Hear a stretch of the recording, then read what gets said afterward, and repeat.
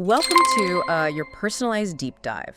Oh, cool. This time we're exploring the world of power dynamics and strategy with Robert Greene's The 48 Laws of Power. Right. You've sent us excerpts, so it seems you're interested in the juicy stuff, the bits that make this book both fascinating and a bit notorious. Yeah. Ready to navigate this jungle of power plays. Absolutely. The 48 Laws of Power, it draws on history, philosophy, and psychology. Okay. But it's not just an academic exercise, you know? Right. It reveals these timeless patterns of influence. Yeah. So you can spot them at play in your own life, whether it's at work and relationships, or even just understanding how the world works. Let's dive right in then. To do. A lot of the early laws seem to deal with navigating those tricky relationships when someone else holds more power. Yeah. Law 1, never outshine the master, definitely falls into that category. Oh, yeah.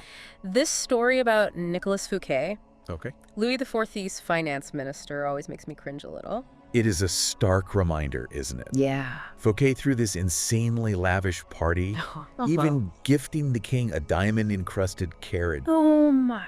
But it wasn't just extravagance, it was a power move gone wrong. Right. He was essentially saying, look at me, I'm on your level, King Louis. And Louis XIV was not having it. No. Talk about a bruised ego. Yeah. Fouquet ended up imprisoned for life. Ouch. It's tough. It makes you wonder, how often do we accidentally step on those metaphorical toes in the modern world? Right. Maybe not with diamond carriages, but still. Right. That's where understanding the psychology behind this law becomes crucial. Okay. It's not just about being a doormat. Right. Leaders, even powerful ones, are often driven by deep insecurities. Okay. They need to feel superior in control. Right. So when you outshine them even unintentionally, it triggers a defensive reaction. So how do we avoid accidentally triggering that reaction in, say, a work environment? I mean, we want to be recognized for our talents, Sure. but we also don't want to get exiled to the metaphorical dungeon. The book offers some practical, albeit strategic advice. Okay. Subtle flattery is key. All right. Making your superiors feel brilliant. Indispensable, even. I like it. Another tactic is to appear to need their help. Okay. Their guidance, even if you already know the answer. It's like the classic guide on the side, not the sage on the stage approach. Yes. But in this case, you're subtly positioning the sage as your superior. Precisely. Fascinating. It's about feeding their ego, but subtly. Okay. Because the goal is not to be subservient, Right. but to gain influence without making enemies of those above you. Okay, that makes a lot of sense. Yeah. It's like a strategic dance, isn't it? It is. But what about those relationships where it's not about hierarchy, but more about, well, potential rivalry? That brings us to law 2. Okay. Never put too much trust in friends. Learn how to use enemies. Interesting. That feels counterintuitive, to say the least. It does, doesn't it? Yeah. But Greene argues that friends, because of their closeness, Okay. can actually pose a greater threat. Really? He uses the example of Michael III of the Byzantine Empire, who was betrayed and assassinated by his best friend, Basilius. Brutal. I mean, who needs enemies with friends like that? The point is that favors, while seemingly positive, Okay. can create hidden resentment. Right. They put people in a position of obligation, Yeah. which can breed envy and even a desire to break free from that debt no matter the cost. This reminds me of those times when someone does you a favor and then constantly reminds you about it. Oh, yeah. It sours the whole interaction. Totally. Is that kind of what Greene's getting at here? Exactly. He's not saying all friends are secretly plotting against you, Okay. but he's highlighting the power dynamics inherent in those relationships. Right. Especially when ambition or power are involved. So how do we manage this delicate balance? Do we just avoid doing favors altogether? It's not about cutting off all your friends. It's about being aware of the potential pitfalls and navigating those relationships with a bit more awareness. Okay. Now contrast the story of Michael III with Emperor Sung, All right. who faced a potential uprising from his generals. He acknowledged their ambitions Okay. and cleverly neutralized them. How so? He offered them wealth and luxury in exchange for relinquishing their military power. So turn potential enemies into comfortable allies. Or at the very least, neutralize the threat. Okay. It's a much more proactive approach, isn't it? It is. And it brings us to a key theme in the book, deception. Ah, yes. That's where the 48 Laws of Power gets its reputation. Deception is often seen as negative. Right. But Greene argues that it's a fundamental aspect of acquiring and maintaining power. Okay. It's not always about malicious lies. It can be about strategically withholding information, creating an impression, or even playing on people's expectations. It's about controlling the narrative, isn't it? And it sounds like this theme is going to pop up again and again as we explore these laws. Absolutely, and that's what makes this book so fascinating. It pulls back the curtain on these age-old tactics and shows us how they're still at play in the modern world. Okay, you've piqued my curiosity even more. Right. Tell me about some of these masters of deception. Okay. Who are some of the historical figures Greene uses to illustrate this point? He pulls from such a wide range. We have figures like Yellow Kid Weil, a con artist who used elaborate schemes and misdirection to pull off incredible scams.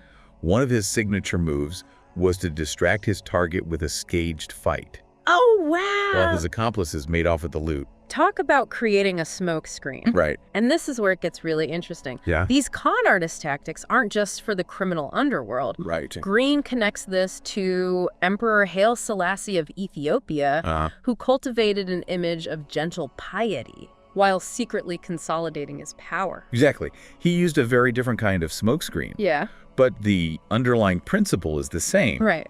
Deception is most effective when it's disguised by a seemingly innocent facade. It's about lulling people into a false sense of security. It's like that classic story of the wolf in sheep's clothing. Yes. The less you reveal your true intentions, the less likely people are to suspect you. Precisely. And this brings us to another crucial element of power dynamics. Okay. The importance of cultivating the right reputation. Okay, let's talk about reputation. Yeah. It's not just about what you do, but how people perceive you. Right. Yeah. I'm thinking about figures like P.T. Barnum, Right. the legendary showman. Uh-huh. He practically built his empire on a carefully crafted image.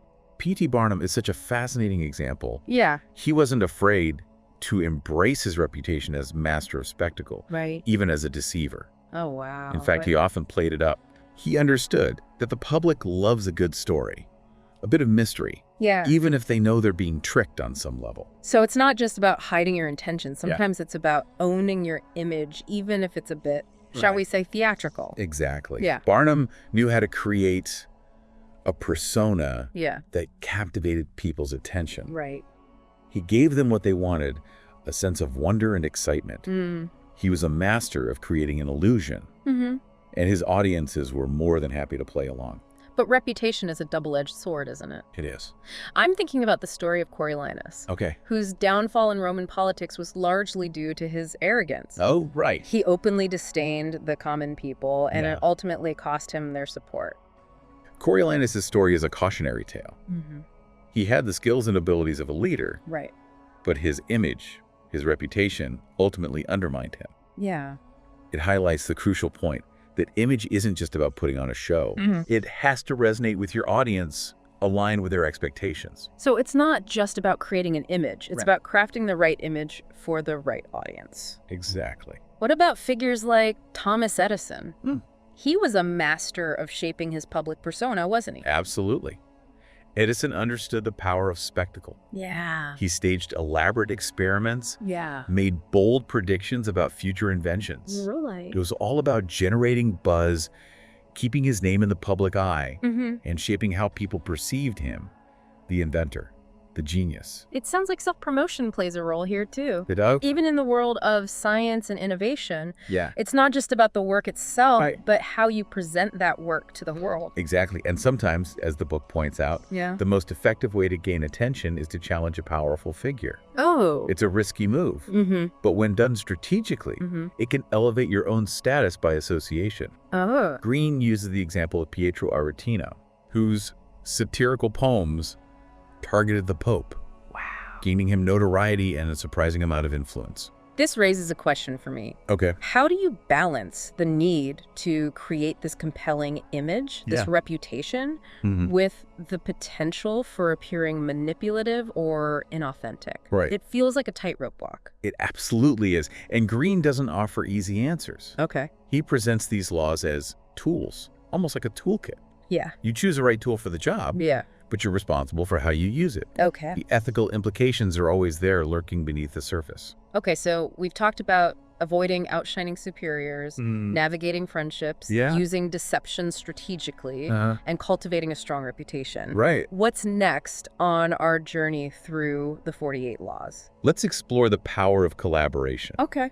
It might seem counterintuitive, but Greene argues that leveraging the work and skills of others can be a powerful shortcut to success. Okay, I'm intrigued. Collaboration over competition. Right. Tell me more about that. He offers some compelling examples. Okay. Think about Napoleon's escape from Elba. All right. He was a brilliant strategist. Right.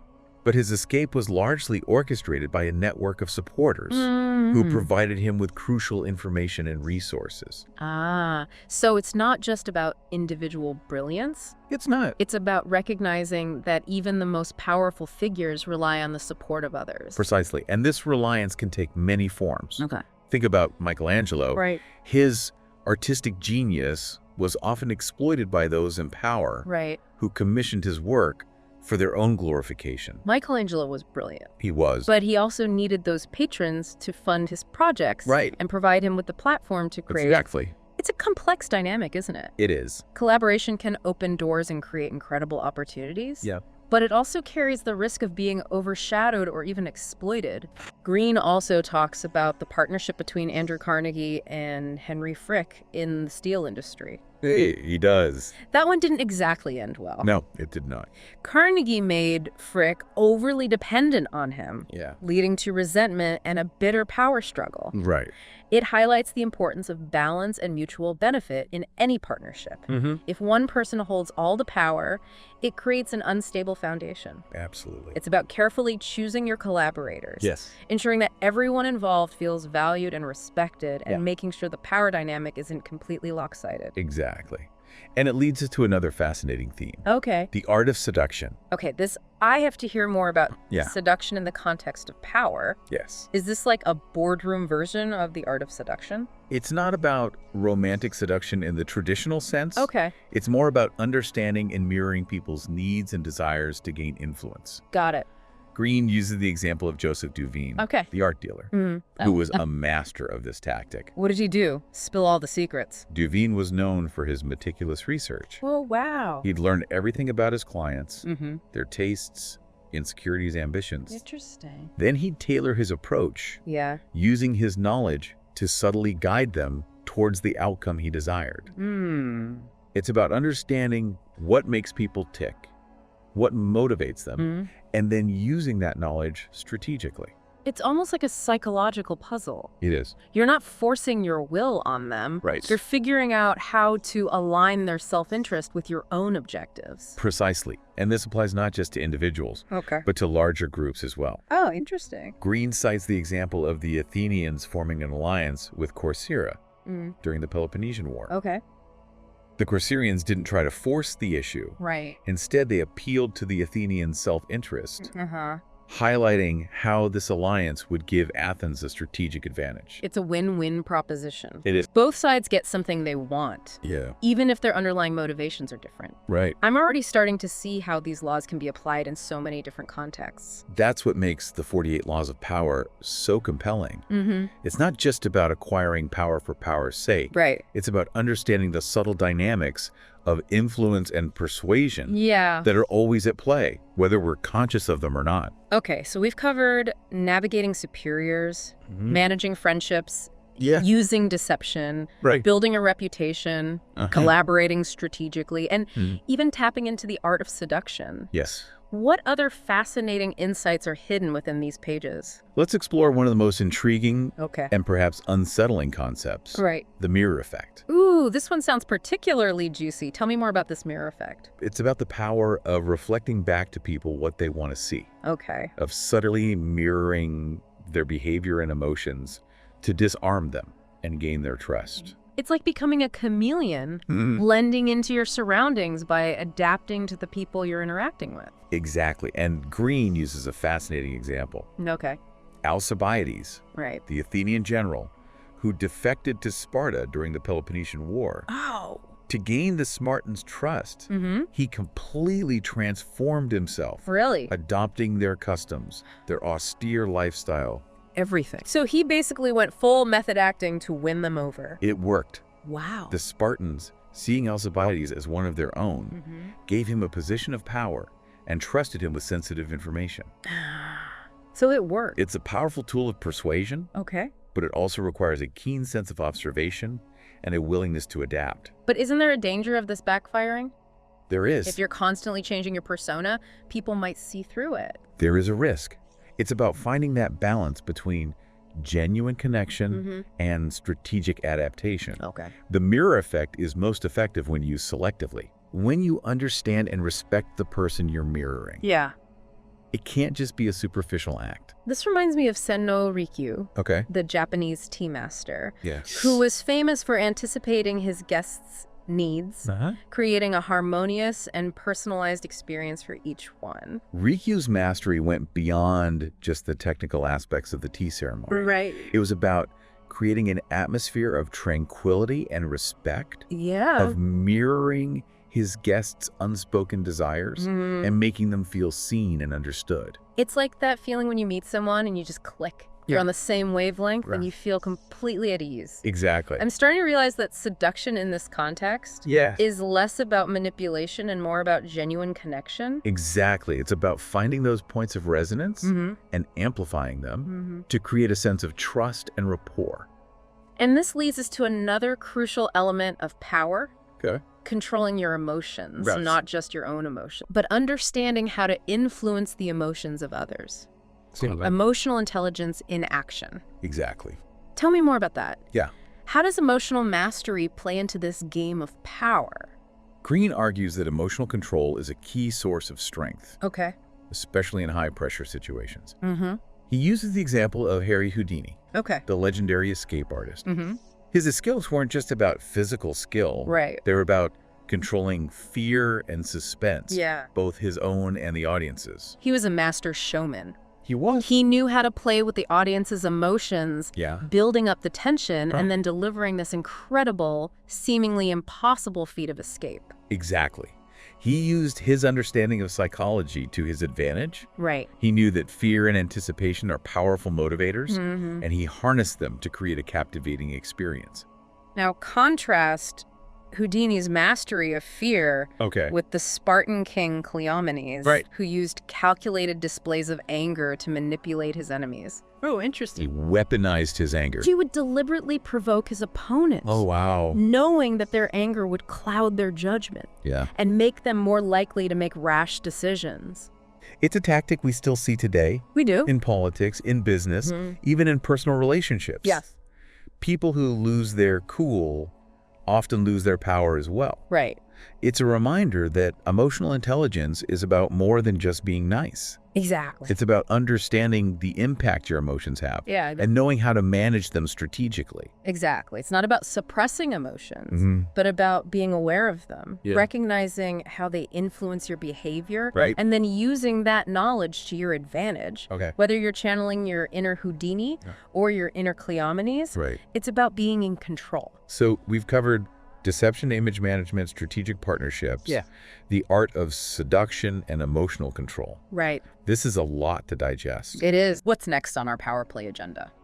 Let's tackle a concept that might seem counterintuitive in this context. Strategic generosity.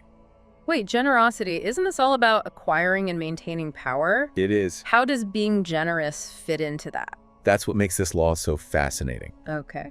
Greene argues that using money, even generously, can be a powerful way to build relationships, curry favor, and ultimately exert more influence.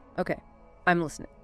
Give me some examples. He contrasts the story of a miserly woodcutter who valued money more than his own life with figures like Pietro Aretino, the satirical poet, the Rothschild family, who understood the social dynamics of wealth. The woodcutter hoarded his wealth and ended up losing it all.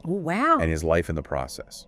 Aretino, on the other hand, used his money to build social capital. He threw lavish parties, cultivated relationships with artists and influential figures, and built a reputation as a generous patron. So it's not about being charitable for charity's sake. That's not. It's about using generosity as a tool to further your own ambitions. Exactly. What the Rothschilds did as well? Exactly. The Rothschild family, for example, used their vast fortunes strategically. They financed wars, funded charitable causes, and built a network of contacts that spanned the globe. They understood that generosity, when used strategically, could create a sense of obligation and reciprocity. Exactly. It's like that old saying, you catch more flies with honey than with vinegar. Exactly. Strategic generosity is about creating those win-win situations where your generosity benefits not just the recipient, but ultimately yourself as well. Wow, my mind is officially blown. Good. These laws are so much more nuanced than I initially thought. I know, right? It's not just about Machiavellian schemes and cutthroat tactics. It's about understanding the psychology behind human interactions, the subtle ways we influence each other, and how to navigate those dynamics effectively. You're getting it. And as we delve deeper into the remaining laws, you'll see how this web of power dynamics gets even more intricate and fascinating. Okay, I'm ready for more. Bring on the next batch of laws. All right. Welcome back to our deep dive into Robert Greene's The 48 Laws of Power. All right. We've already uncovered some pretty fascinating strategies, from using deception and building a killer reputation to the surprising power of strategic generosity. It's like we're peeking behind the curtain and seeing the world through a whole new lens. Exactly, and we've only just scratched the surface. Okay. The second half of the book dives even deeper into these intricate power dynamics, offering insights that can be applied to everything from personal relationships to navigating the corporate ladder. Okay, I'm ready for more. Where do we go from here? Let's talk about focus. Okay. Law 23, concentrate your forces, emphasizes the importance of having a clear objective and channeling your energy towards it. Right. It's about avoiding distractions. Right. And putting all your eggs in one basket, so to speak. That makes sense, but doesn't that contradict the idea of adaptability, which we were just talking about?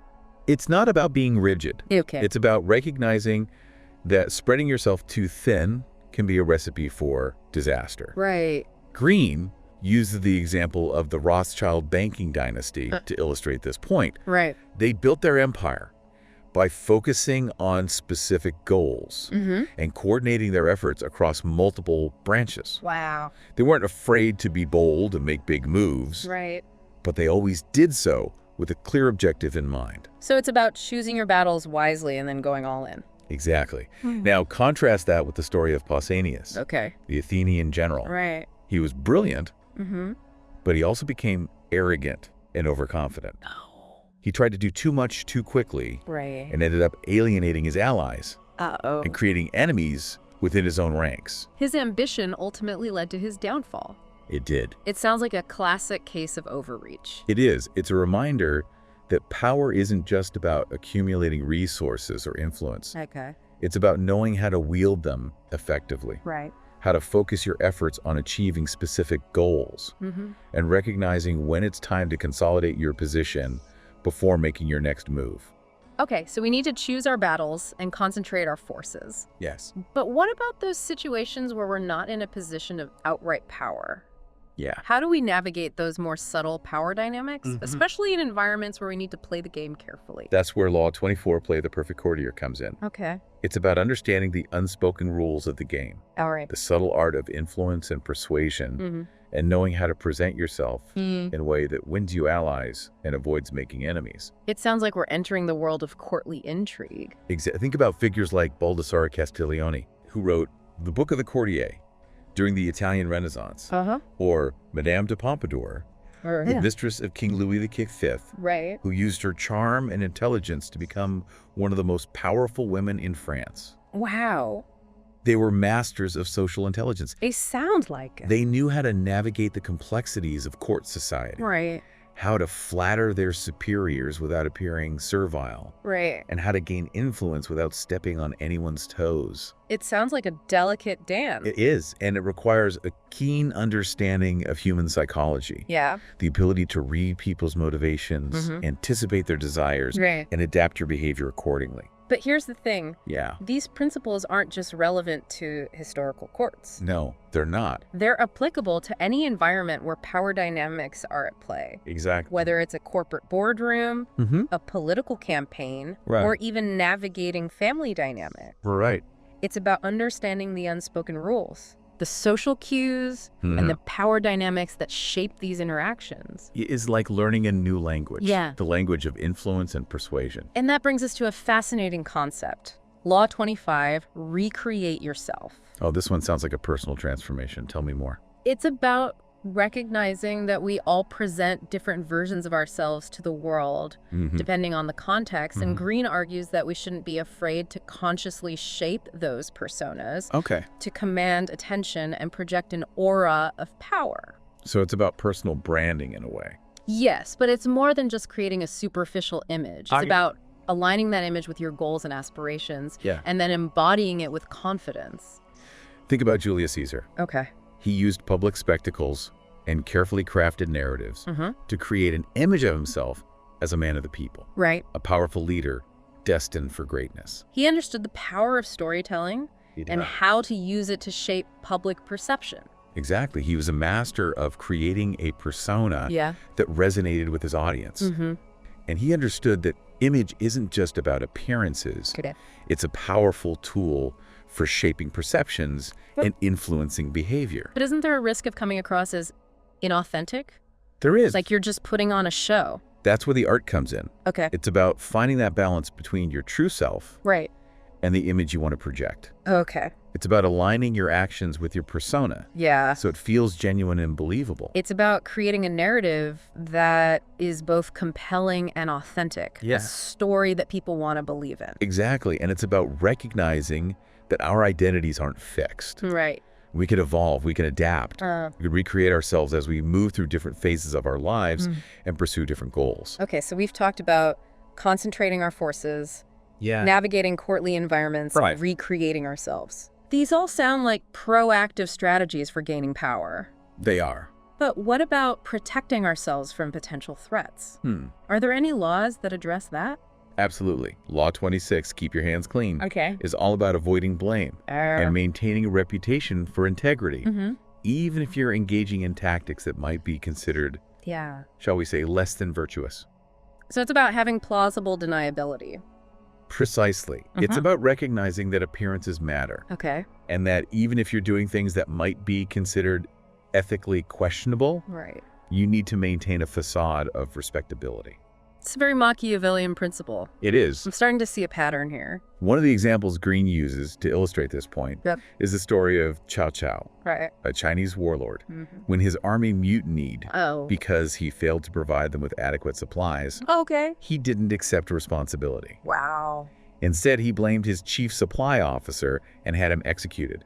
That sounds pretty ruthless. It was a brutal act, but it achieved the desired outcome. It quelled the mutiny and reinforced Cao's image as a decisive and powerful leader. It's a reminder that power can corrupt. It can. And that those who are willing to make difficult choices, even morally ambiguous ones, often rise to the top. It's a dark side of power that Greene doesn't shy away from exploring. He's not advocating for unethical behavior.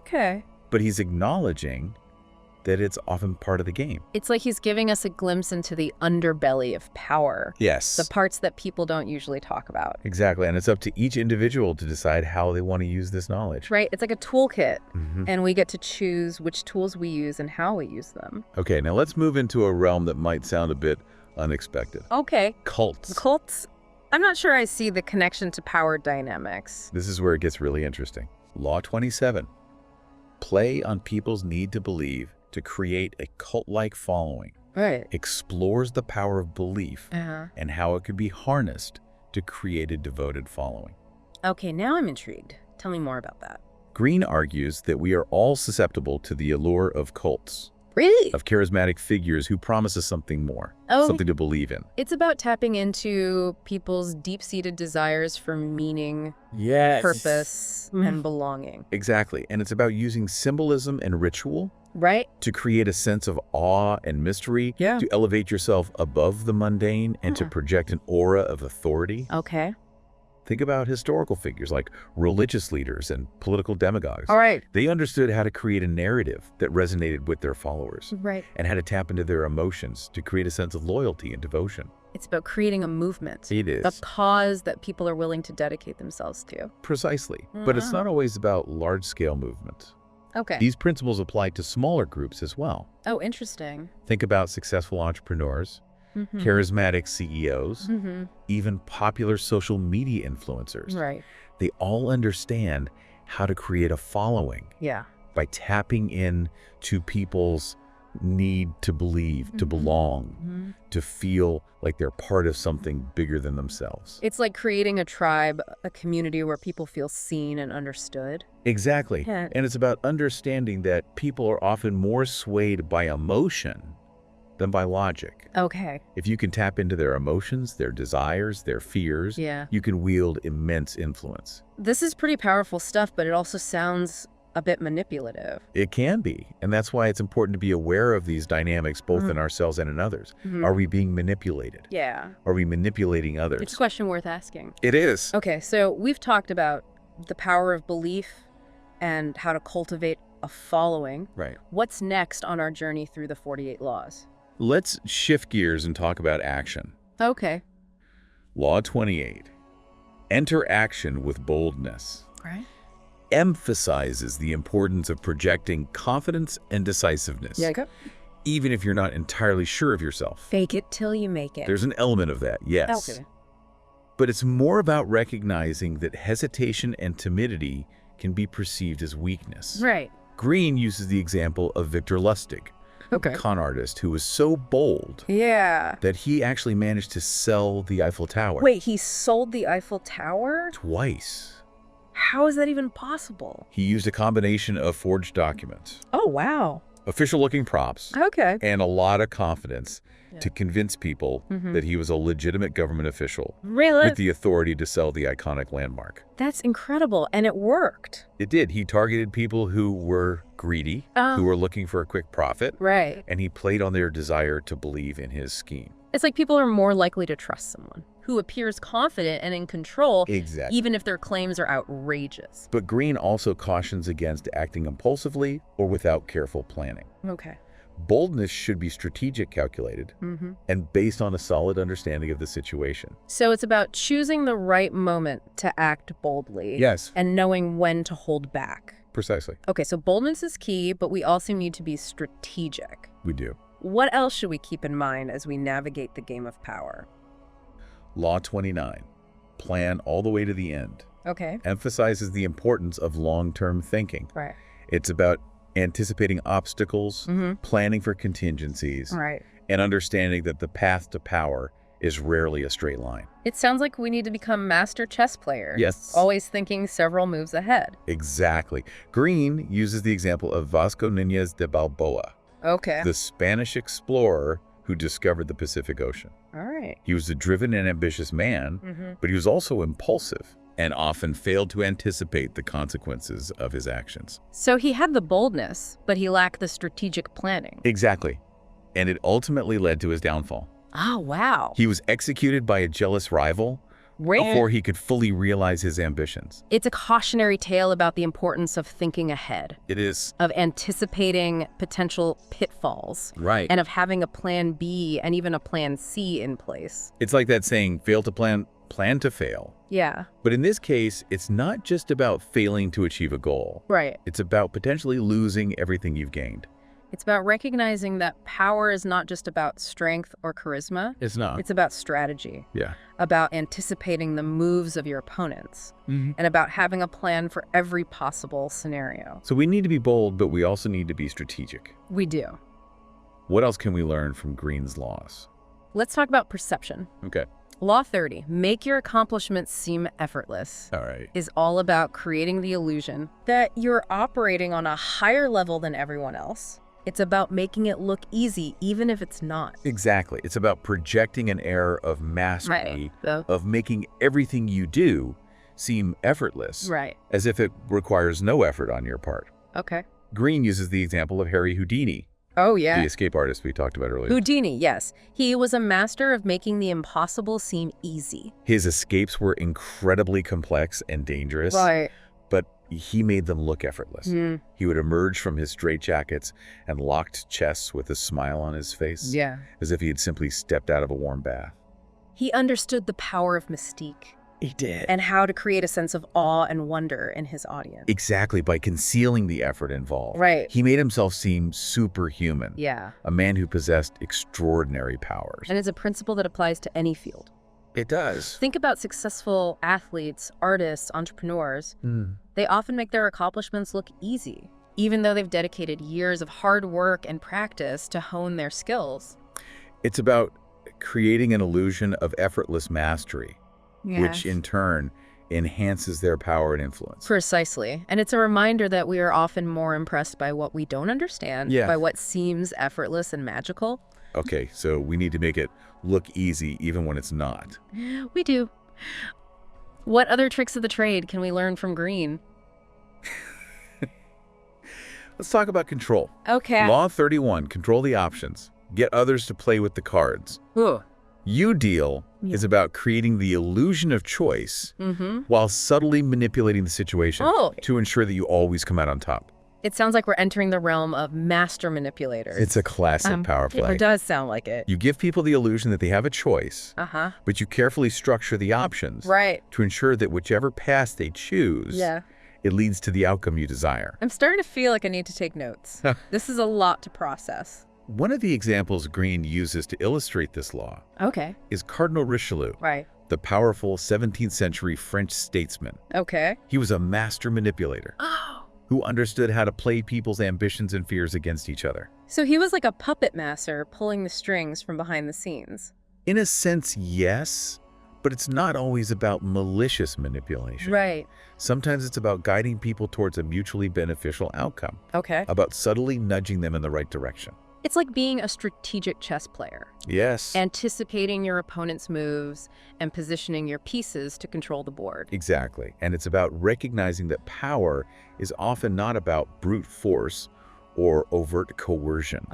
It's about subtle influence, about shaping the playing field to your advantage, and about understanding the motivations of those around you.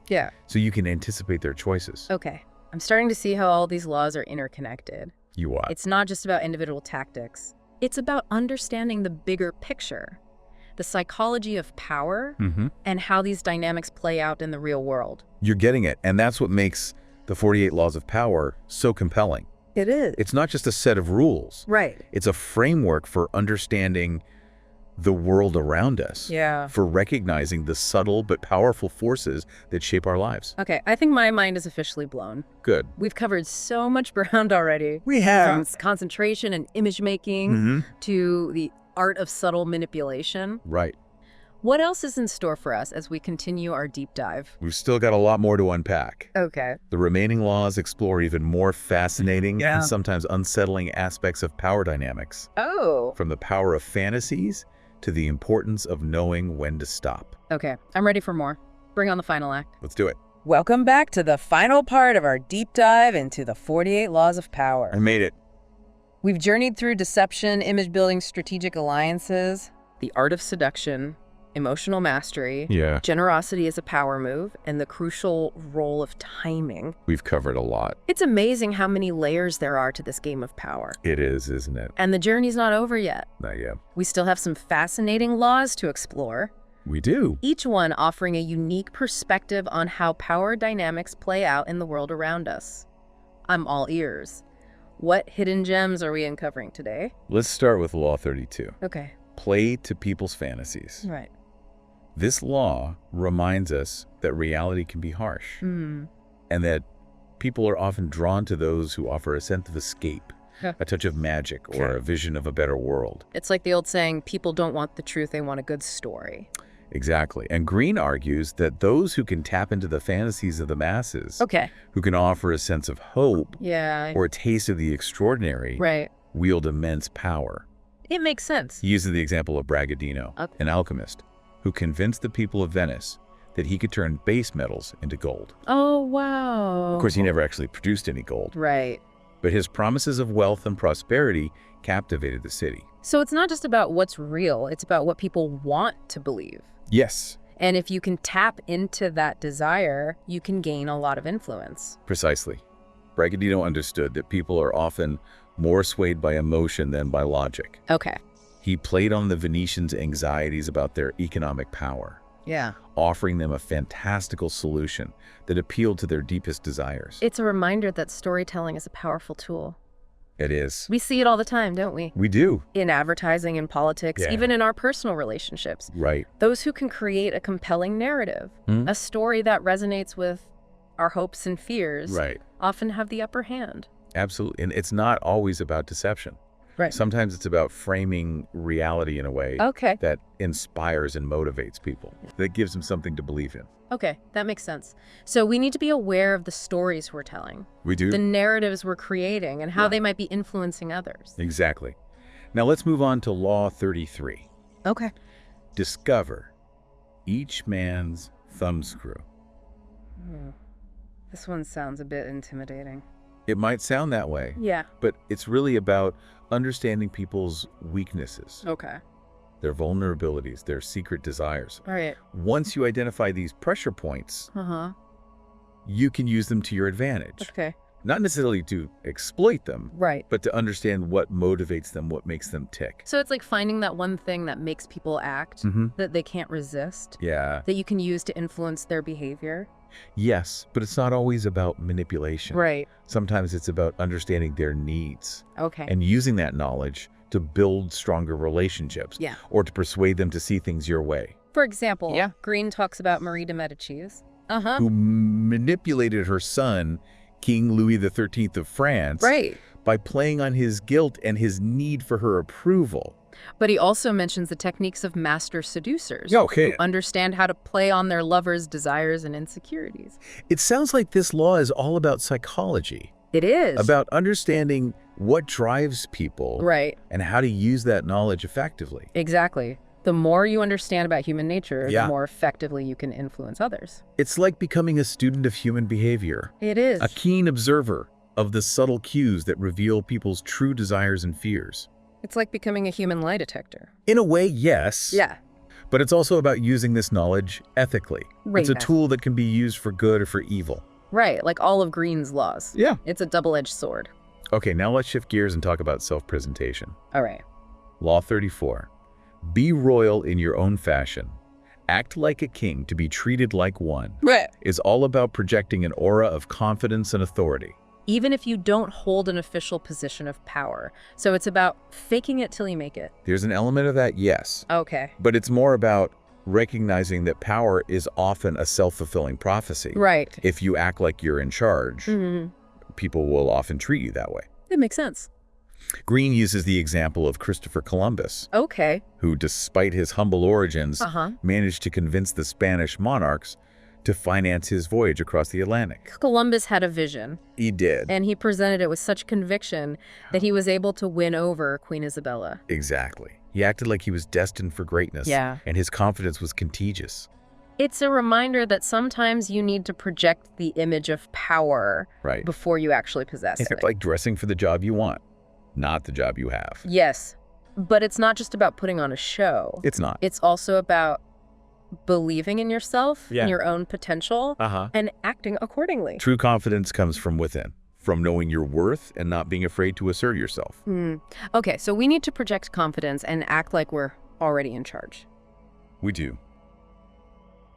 What else should we keep in mind? Law 35, master the art of timing. Okay. Emphasizes the importance of patience, of understanding that there's a right time for everything. Right. Rushing into action can often lead to disaster. It's about waiting for the right moment. Yes. The right opportunity to present itself. Exactly. Yeah. Greene uses examples like King Henry VIII of England, who patiently waited for the right moment to break with the Catholic Church and secure his divorce. And it worked for him. He also talks about the tactics of Sun Tzu, the ancient Chinese strategist, who emphasized the importance of choosing your battles carefully and striking when your enemy is weak. So it's not always about being the first to act, but about making the right move at the right time. Precisely. And it's about being adaptable, being able to adjust your strategy as circumstances change. Sometimes the most powerful move is to wait, to observe, to let your opponents make the first move and then capitalize on their mistakes. It's like playing a strategic game of chess. It is. Waiting for your opponent to make a mistake and then swooping in for the win. Exactly. Now, let's talk about a law that might seem counterintuitive at first. Okay. Law 36. Disdain things you cannot have. Ignoring them is the best revenge. Interesting. So it's about letting go of things that are out of our control. It's about understanding that sometimes the best way to deal with a problem is to simply ignore it. Interesting. Giving something your attention often gives it power, and by refusing to engage, you can often diminish its importance. That's interesting. So it's like the old saying, don't feed the trolls. Exactly. Greene uses the example of the Roman Emperor Augustus, who, when faced with a potential rival, chose to ignore him rather than confront him directly. And how'd that work out? This strategy proved effective, as the rival, lacking the attention he craved, eventually faded into obscurity. It's a reminder that sometimes the most powerful response is no response at all. And it's about focusing your energy on things you can control. On building your own power and influence, rather than wasting your time on distractions or petty rivalries. Okay. I like that it's about choosing your battles wisely. And not letting negativity or drama drag you down. Okay, now let's move on to a law that's all about spectacle. Law 37. Create compelling spectacles. Well, this one sounds fun. Tell me more about that. It's about understanding that people are often more swayed by emotion than by logic. A well-crafted spectacle can be incredibly effective for building your reputation, inspiring loyalty, and influencing people's perceptions. It's about creating a wow factor, something that people will remember and talk about. Exactly. Greene cites the example of Louis XIV of France, Sun King, who used elaborate court ceremonies, extravagant costumes, and grand architectural projects like the Palace of Versailles. That's incredible. To solidify his power and project an image of absolute monarchy. He knew how to make an impression. He understood that spectacle is about more than just entertainment. It's about creating a sense of awe and wonder, about elevating yourself above the mundane, and projecting an image of power and authority. So it's about creating an experience that people will never forget. It is. Something that leaves a lasting impression. Precisely. And it's a principle that applies not just to monarchs and rulers, but to anyone who wants to build a brand, create a following, or simply make a lasting impression.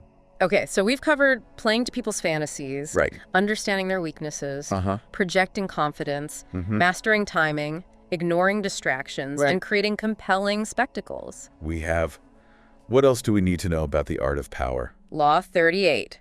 Think as you like, but behave like others. Is all about the importance of blending in, of conforming to social norms, while secretly maintaining your own individuality. So it's about playing the game even if you don't agree with the rules. It's about recognizing that openly challenging the status quo can be dangerous. Sometimes the best way to protect yourself and advance your interests is to appear to conform while secretly pursuing your own agenda. It's like being a wolf in sheep's clothing, blending in with the flock while secretly plotting your next move. Exactly. Greene cites the example of Niccolo Machiavelli, the Italian Renaissance diplomat and writer, who, despite his radical ideas about power and politics, was careful to present himself as a loyal servant of the Medici family. So it's about being strategic. About choosing your battles wisely. And about understanding that sometimes the best way to stand out is to blend in. Precisely. And it's about recognizing that conformity doesn't have to mean sacrificing your individuality. You can maintain your own beliefs and values while strategically adapting your behavior to fit the social context. Okay, so we need to play the game. We do. But we don't have to lose ourselves in the process. Right, now let's move on to Law 39. Stir up waters to catch fish.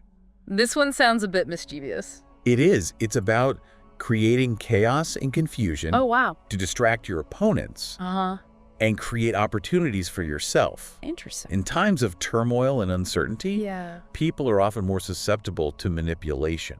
It's about using chaos as a weapon. It is. To disrupt your opponent's plans and create openings for yourself. Exactly. Greene cites the example of Themistocles, the Athenian general, who, facing a superior Persian fleet, deliberately spread rumors and false information to sow discord among his enemies. So it's about creating a diversion, a smokescreen that allows you to maneuver into a position of power. Exactly. But it's a tactic that should be used with caution. Chaos can be unpredictable. And it can easily backfire if you're not careful. It's like playing with fire. You need to be very careful not to get burned. Now let's talk about a law that's all about independence. Okay. Law 40. Despise the free lunch. Right. Emphasizes the importance of avoiding entanglements and obligations that can limit your freedom of action. So it's about being self-sufficient, about not relying on others for your success. Exactly.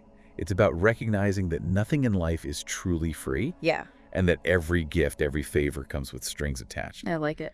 Greene uses the example of Leonardo da Vinci, who, despite his genius, was often at the mercy of his patrons, who dictated the terms of his work and often exploited his talents for their own gain. So even someone as brilliant as Leonardo da Vinci could be caught in these power dynamics. Absolutely. It's a reminder that even the most talented individuals can be vulnerable to manipulation if they become too dependent on others. Yeah. It's a cautionary tale about the importance of maintaining your independence. It is. Of being self-sufficient. Yes. And avoiding entanglements that can limit your freedom of action. And it's about recognizing that true power comes from within. Right. From your own abilities and resources. Yeah. Rather than from relying on the generosity of others. Okay, so we need to be wary of free lunches. We do. And maintain our independence. What else should we keep in mind as we navigate the treacherous waters of power? Law 41, avoid stepping into a great man's shoes. Okay. Warns about the challenges of succession, of following in the footsteps of a powerful and influential figure. So it's about not trying to be the next someone, but about being the first you. Exactly. It's about recognizing that it's often difficult to live up to the expectations created by a predecessor. Yeah. Trying to imitate their style or replicate their achievements can often backfire. It's about creating your own legacy. It is. Not trying to live in someone else's shadow. Exactly. Greene cites the example of Louis XVI of France, who inherited the throne from his grandfather, Louis VI. He lacked the charisma and political skills to navigate the turbulent years leading up to the French Revolution, and his inability to live up to the legacy of his grandfather, ultimately contributing to his downfall. It's a reminder that each generation faces its own unique challenges and opportunities. It is. And that what worked in the past may not work in the present. Right now, let's move on to a law that's all about targeting the source of power. All right. Law 42. Strike the shepherd and the sheep will scatter. Emphasizes the importance of identifying and neutralizing the leader in any conflict. So it's about taking out the head honcho. Exactly. If you can isolate and neutralize the leader, you can often demoralize their followers and achieve a swift victory. That makes sense. This principle applies to all sorts of conflicts, from military battles to political campaigns to business negotiations. It's about identifying the key players, the centers of power, and focusing your efforts on taking them out of the equation. Precisely. Greene uses the example of Alexander the Great, who, in his conquest of Persia, focused on defeating the Persian king Darius III. Once Darius was defeated, the Persian Empire crumbled. So it's a strategic move about maximizing your impact by targeting the source of power. Okay, now let's shift gears and talk about persuasion. Law 43, work on the hearts and minds of others, is all about winning people over to your side, not through coercion, but through genuine influence. So it's about being a charismatic leader. It's a part of it, yes. Someone who inspires and motivates others. It's about understanding that true power comes not from force, but from winning people's hearts and minds.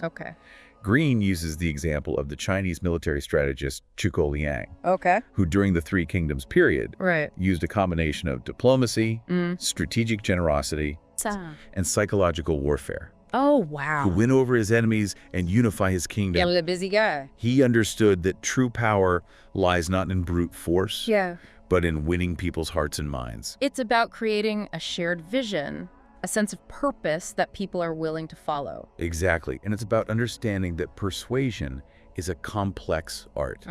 One that requires a deep understanding of human psychology. A mastery of language, and a genuine concern for the well-being of others. So it's not just about being manipulative. It's about connecting with people on a deeper level and inspiring them to follow your lead. Now let's revisit the mirror effect with Law 44. Disarm and infuriate with the mirror effect. This time we're looking at how this principle can be used to disarm and manipulate others. I'm intrigued. We already talked about how the mirror effect can be used to build rapport and trust. Right. How does it work as a tool of manipulation. It's about understanding that people are often drawn to those who are like them, who share their values and beliefs. Right. By mirroring their behavior and emotions, you can disarm them and gain their trust. Yeah. But you can also use this tactic to play on their vanities and insecurities, reflecting back to them an idealized image of themselves. It's like creating a hall of mirrors. It is. Where people see what they want to see, not necessarily what's real. Exactly. Greene uses the example of Alcibiades, the Athenian general who defected to Sparta and then back to Athens. Oh, wow. Each time, he used the mirror effect to win over his new allies. Okay. Adapting his behavior and appearance to match their expectations. So it worked for him. He was a master of deception and manipulation. Sounds like it. Using the mirror effect to gain power and influence. It's a reminder that the mirror effect can be a powerful tool. It can. But it's important to be aware of how it can be used to manipulate and deceive. Right, now let's move on to a law. That's all about pacing yourself. Right. Law 45. Preach the need for change. Yeah. But never reform too much at once. Emphasizes the importance of gradualism. Okay. Of understanding that people are often resistant to change. So it's about introducing change slowly, incrementally, so people don't feel overwhelmed or threatened. Exactly. Greene cites the example of the English Reformation. Okay. Which, unlike the more radical Protestant Reformation in continental Europe, was a gradual process spread out over several decades. This approach helped to minimize social unrest. It did. And ensured a more lasting acceptance of the new religious order. So it's about understanding the psychology of change. Right. About recognizing that people need time to adjust to new ideas and new ways of doing things. Exactly. Patience and strategic planning are often more effective than brute force. They are. If you want to create lasting change, you need to win people over to your side, not force them into submission. Okay, so we've covered the importance of gradual change. We have. What else do we need to know about navigating power dynamics? Law 46, never appear too perfect. Okay. Warns about the dangers of envy. Interesting. Appearing too flawless, too successful, can often provoke resentment and even sabotage. So it's about being relatable, about not making others feel inferior? It's a part of it, yes. Okay. It's about understanding that people are often uncomfortable with perfection. Yeah, makes sense. It makes them feel inadequate, even threatened. Right. Greene cites the example of Cosimo de' Medici, who, despite his immense wealth and power, was careful to cultivate an image of modesty and humility. Interesting. He understood that flaunting his wealth would only provoke envy and resentment. Okay. And that by appearing to be one of the people, he could more effectively wield his power behind the scenes. It's like that saying, the tallest tree is the first to be struck by lightning. Yes. Sometimes it's better to fly under the radar and avoid attracting too much attention.